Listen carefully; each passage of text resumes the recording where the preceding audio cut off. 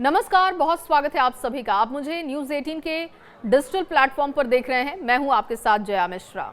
दुनिया की नजरें पिछले 3 महीनों से अमेरिका ईरान टकराव पर टिकी थी और युद्ध की वजह से हॉर्मुज स्ट्रेट लगभग बंद हो गया था, जिसके कारण दुनिया भर में कच्चे तेल की सप्लाई प्रभावित हुई और तेल की कीमतें तेजी से बढ़ी। लेकिन अब अमेरिका और ईरान ने युद्ध खत्म करने पर सहमति जताई है और इसके साथ ही हॉर्मुज स्ट्रेट दोबारा खुलने का रास्ता भी साफ हो चुका है। इस खबर का असर कुछ ही घंटों में वैश्विक बाजारों में दिखाई दिया और कच्चे तेल की कीमतों में करीब 5% तक गिरावट भी आ गई। शेयर बाजारों में तेजी लौटी, निवेशकों ने राहत की सांस ली। सरकार ने सोमवार को 15 दिनों के लिए डीजल और विमानन टरबाइन ईंधन यानी कि एटीएफ के निर्यात पर विंडफॉल टैक्स बढ़ा दिया है। हालांकि पेट्रोल के निर्यात पर लगने वाले शुल्क में कोई बदलाव सरकार ने नहीं किया। नई व्यवस्था के तहत डीजल के निर्यात पर विशेष अतिरिक्त उत्पाद शुल्क की दर बढ़ाकर 14 रुपए प्रति लीटर कर दी गई, जो पहले 13 रुपए 5 पैसे प्रति लीटर थी। विमान ईंधन की बात की जाए तो इसके निर्यात पर SAED बढ़ाकर 12 रुपए 5 पैसे प्रति लीटर कर दी गई, जबकि पहले 9 रुपए 5 पैसे प्रति लीटर ये था। देखिए, पेट्रोल के निर्यात पर लगने वाली शुल्क दर में कोई बदलाव सरकार ने नहीं किया है।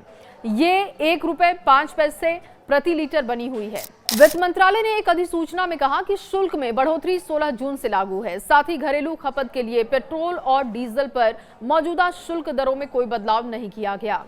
विंडफॉल टैक्स सिस्टम को दोबारा लागू किया जा रहा है। देखिए, बता दें आपको कि मिडिल ईस्ट में तनाव बढ़ने के बाद 26 मार्च को विंडफॉल टैक्स सिस्टम को दोबारा लागू किया गया था और इसके बाद से सरकार इंटरनेशनल क्रूड ऑयल की कीमतों और रिफाइनरी मार्जिन में बदलाव के आधार पर हर 15 दिन में एक्सपोर्ट ड्यूटी की समीक्षा और उसमें बदलाव करती रहती है। 16 मई को सरकार ने पेट्रोल के एक्सपोर्ट पर भी ये टैक्स लागू कर दी थी। अब ये फैसला लिया क्यों गया है, ये भी जान लीजिए। देश में पेट्रोलियम उत्पादों की पर्याप्त सप्लाई बनी रहे और इसीलिए एक्सपोर्ट ड्यूटी लगाई गई है, वो भी ऐसे समय में जब जियोपॉलिटिकल तनाव की वजह से वैश्विक क्रूड ऑयल की कीमतें लगातार बढ़ी। इस कदम का मकसद उन रिफाइनरों को ज्यादा एक्सपोर्ट करना है जो इंटरनेशनल मार्केट में ज्यादा कीमतों का फायदा उठाते हैं, ताकि घरेलू फ्यूल सप्लाई सुरक्षित रहे। और सरकार ने यह भी कह दिया है कि विंडफॉल टैक्स सिस्टम एक्सपोर्टर्स को ग्लोबल सप्लाई में रुकावट और कीमतों में उछाल के दौरान घरेलू और विदेशी मार्केटों के बीच कीमत के अंतरों का गलत फायदा उठाने से रोकने में मदद करता है। अमेरिका और ईरान के बीच शांति समझौता हो गया। राष्ट्रपति डोनाल्ड ट्रंप का कहना है कि दोनों देश एक डील के फ्रेमवर्क में पहुंच गए हैं और G7 शिखर सम्मेलन के लिए फ्रांस पहुंचे ट्रंप ने कहा कि डील पर डिजिटली तौर पर दस्तखत भी हो चुका है और औपचारिक रूप से इस पर हस्ताक्षर करना बाकी है, जो कि शुक्रवार को जिनेवा में हो सकता है। समझौते पर सबसे ज्यादा नजर हॉर्मुज स्ट्रेट के पूरी तरीके से खोले जाने पर है। ये अभी आंशिक रूप से खुल चुका है और शुक्रवार से पूरी तरीके से खुल जाने की बातें भी सामने आ रही हैं। और ऐसे में भारत को क्या फायदा होगा, क्या असर आखिर भारत पर पड़ेगा, ये भी समझना बहुत जरूरी है। हॉर्मुज में आवाजाही सामान्य होने से कच्चे तेल की कीमतों में गिरावट आ सकती है, जिससे कि देश में पेट्रोल और डीजल सस्ता हो सकता है। तेल सस्ता होने से आयात बिल कम होगा, महंगाई पर दबाव घटेगा, जिससे कि अर्थव्यवस्था को फायदा मिलेगा। एक्सपर्ट्स के मुताबिक ईरानी तेल में सल्फर की मात्रा कम होती है और इसीलिए ये कई मामलों में अन्य खाड़ी देशों के तेल से बेहतर माना जाता है। भारत बड़ी मात्रा में गैस और फर्टिलाइजर आयात भी करता है। क्षेत्र में शांति से सप्लाई चेन मजबूत होगी और कीमतों पर दबाव भी कम हो सकता है। खाड़ी देशों में काम कर रहे करीब 1 करोड़ भारतीयों को सुरक्षा और रोजगार के लिहाज से भी ये राहत वाली खबर होगी। विदेशों में काम कर रहे भारतीयों से आने वाला पैसा भारतीय अर्थव्यवस्था के लिए अहम है। हालात सामान्य होने से ये प्रवाह प्रभावित नहीं होगा।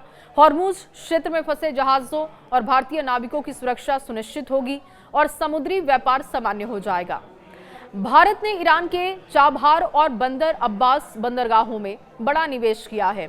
युद्ध की वजह से रुकी परियोजनाओं को फिर से गति मिल सकती है और हॉर्मुज पर संभावित टोल और नियंत्रण को लेकर बनी अस्थिरता कम हो सकती है, जिससे कि सभी देशों को फायदा होगा, जिससे कि भारत के लिए व्यापार बहुत आसान हो जाएगा। एक्सपर्ट्स का मानना है कि भारत नहीं चाहता कि मध्य पूर्व में चीन और पाकिस्तान का प्रभाव बढ़े।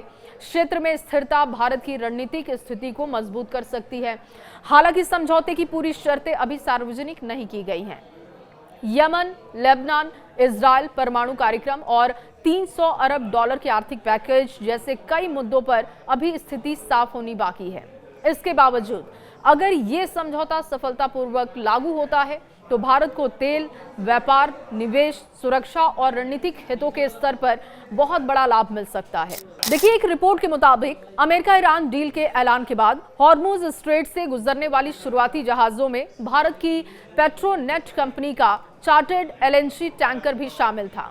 भारत सरकार की तरफ से इस बात की पुष्टि भी की गई थी और माना जा रहा है कि अगर ये डील लॉक हो जाता है तो सबसे सहूलियत और सबसे ज्यादा फायदा भारत को होगा।